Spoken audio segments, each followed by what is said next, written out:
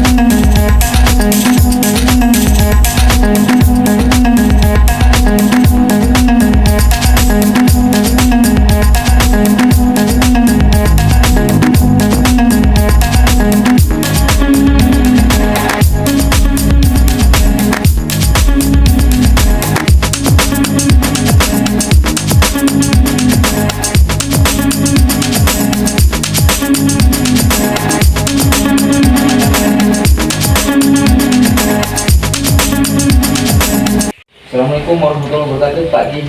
Selamat pagi, kembali bertemu dengan penajurnalis nih, Pak Haji. Nah, di hari ini apa sih yang akan Pak Haji sampaikan terkait penanganan kasus yang menjadi pekerjaan Pak Haji, yang menjadi makanan sehari-hari lah mungkin, karena Pak Haji ini adalah seorang advokat kondang. Boleh disampaikan, Pak Haji? Ya, selamat pagi. Assalamualaikum warahmatullahi wabarakatuh.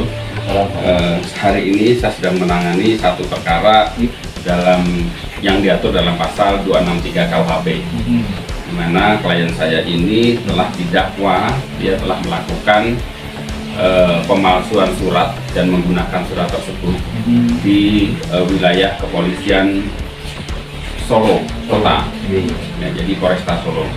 Dalam hal ini, penanganan ini sudah kita bantu dan kita bela secara hukum, tinggal menunggu persidangan. Jadi sudah sampai di tahap 2. Ya, begitu Pak Asep. Nah, apa sih, ada kendala seperti apa Pak Haji selama penanganan kasus yang tadi disampaikan tadi? Kalau kendala, kita hanya melihat ada beberapa sisi-sisi ganjil dari penanganan perkara ini ya. Saya menduga bahwa klien saya ini didolimi, dalam artian klien saya ini kenapa dia bisa ditangkap sebagai pengguna dari 263 dari surat palsu tersebut, sementara untuk yang menggunakan itu tidak ada, gitu loh. Jadi yang menjadi ganjil itu adalah dia didakwa telah membuat surat palsu, kemudian mengedarkan, menjual, namun dari alat bukti yang disita itu ada surat palsunya, namun tidak ada siapa yang menggunakan surat palsu tersebut. Nah, ini kita menjadi ganjil. Nah, ini akan kita buktikan di persidangan bahwa hal tersebut memang semestinya jika memang ini adalah surat palsu yang digunakan, maka si terdakwa dari pengguna surat tersebut harus ada. Dari pengguna tersebut. Logika berpikirnya adalah ada yang menggunakan, kemudian ada yang membuat, ada yang memesan. Kalau hanya yang membuat saja, ya kan, hanya pembuat saja, lalu di mana letak kepalsuannya dan kerugian dari negaranya apa? Ya kan? Iya. Lucu, mestinya ada pengguna, ada pemesan, ada juga pembuatnya. Baru rangkaian peristiwa ini bisa didakwakan kepada klien saya. Kan kalau penanganan hukum itu sendiri, pelaporan dan sebagainya itu kan artinya kan ada bentuk sebuah kerugian kan bagi ya. Nah, instrumen ini kan mungkin pada saya sudah dilaporkan. Nah, ini pelaporan ini siapa Pak Gi? Atau apakah ada yang dirugikan atau seperti apa? Tepat, itu yang saya maksud. Kenapa klien saya bisa dilaporkan, kemudian ditangkap dan diproses secara hukum, Oke. sementara pelapornya itu tanda tanya.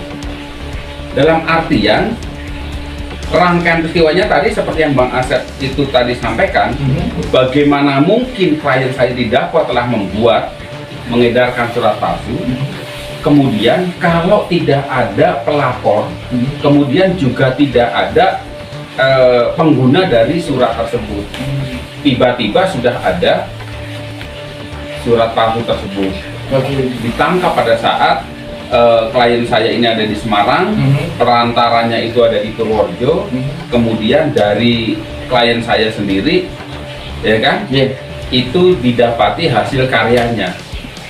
Lalu dari mana dan siapa pelapor tersebut? Nah, kita nanti akan buktikan ini di pengadilan, karena sampai dengan hari ini saya tidak mendapatkan siapa nama dari pengguna dan pelapor atas peristiwa tersebut.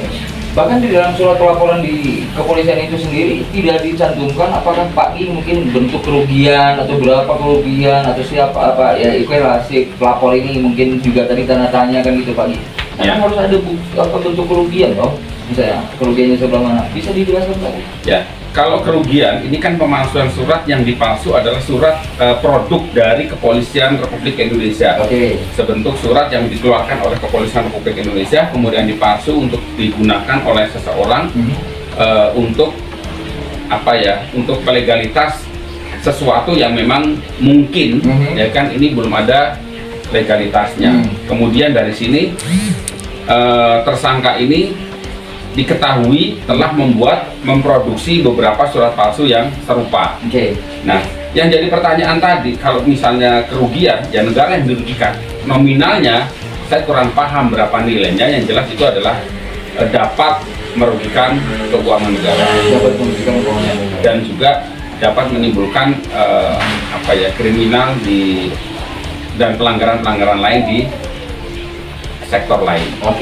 Tapi kira-kira menurut Pak Gi, dengan saat ini klien sudah dipegang oleh Pak Gi, bagaimana ke depannya Pak Gi untuk terkait pelanggaran?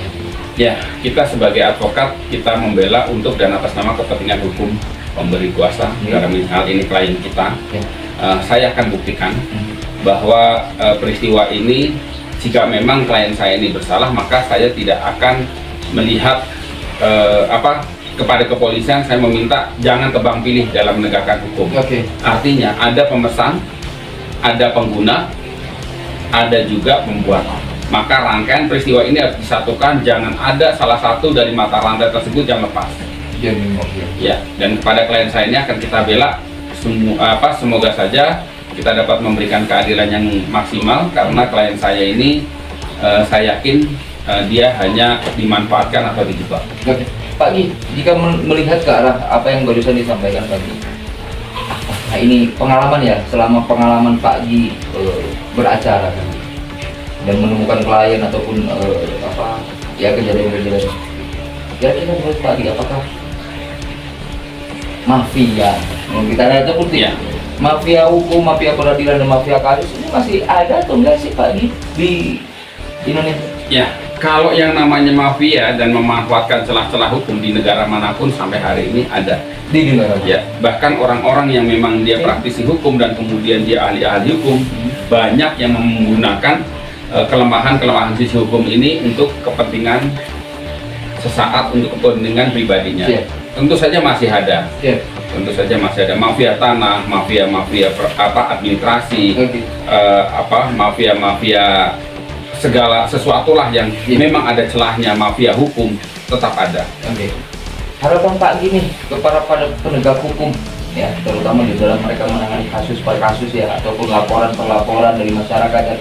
Kan ada peribahasa bahwa ya jangan sampai mereka bilang bahwa hashtag percuma lapor polisi kan begitu lagi.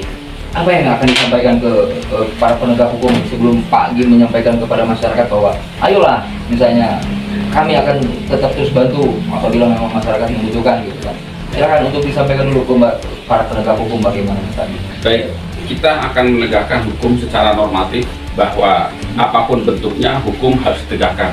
Sekalipun langit akan runtuh, Ya. keadilan harus tetap ditegakkan. Itu moto kami, Ya. itu moto kantor kami. Ya. Kami pantang padam dalam menegakkan hukum dan keadilan. Ya.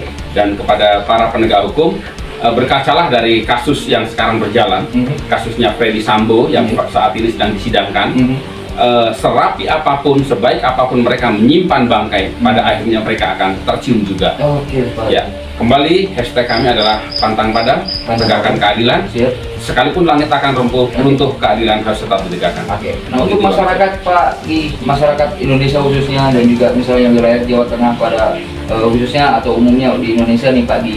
Nah, kira-kira kan dengan adanya Sugiono Crisis Center nih Pak Gi, Ya. apa saja nih Pak Gi, tolong disampaikan bahwa apakah mereka akan mendapatkan seperti apa, pelayanan seperti apa dari Sugiono Crisis Center ini sendiri Pak Gi? Baik, terkait dengan Sugiono Crisis Center yang kita baru buka dan sebentar lagi akan opening. Ya. Sugiono Crisis Center ini adalah rumah Ya. bagi para pencari keadilan, Ya. bagi para penegak kebenaran, yang dimana dari Sugiono Crisis Center ini kita menangani segala bentuk sengketa, kesewenang-wenangan, kriminalitas, dan segala sesuatu yang mengait kepada kebijakan-kebijakan yang tidak sesuai dengan aturan yang ada. Siapapun merasa dirugikan, siapapun merasa keberatan, siapapun merasa dilecehkan, atau siapapun merasa dirampas haknya, atau melihat adanya ketidakadilan, kesewenang-wenangan, laporkan kepada kami. Ya. Sugiono Crisis Center siap menangani segala permasalahan yang ada. 24 jam ya? 24 jam kita pantang padam untuk Pantang menegakkan padam, iya. kebenaran. Siap. Kita akan berkoordinasi dengan media, baik online maupun cetak. Ya. Kita akan berkoordinasi dengan LSM. Ya. Kita akan berkoordinasi dengan penegak hukum lain, kepolisian, kejaksaan, pengadilan. Ya. Di sini adalah rumahnya. Ya. Kita punya advokat, kita punya media, kita juga punya LSM yang siap bersinergi untuk mensukseskan berdirinya Sugiono Crisis Center. Oke. Dan pada dasarnya juga untuk pencari keadilan untuk masyarakat nih Pak Gi. Ya, betul. Mungkin seperti itu. Betul. Keadilan apa saja sih sebetulnya yang harus didapatkan oleh masyarakat Indonesia gitu sebetulnya? Segala bentuk keadilan dan segala bentuk kesewenang-wenangan yang terjadi di masyarakat Indonesia, kita sanggup untuk menangani. Oke. Pantang padam sekali lagi Pak Gi. Pantang padam, sukses selalu. Amin. Terima kasih. Terima kasih Pak Gi. Assalamualaikum warahmatullahi wabarakatuh. Waalaikumsalam warahmatullahi wabarakatuh. Selamat pagi. Demikian pemberitaan kali ini. Semoga kita dapat bertemu kembali pada kesempatan berikutnya. Masih bersama penajurnalis.com channel.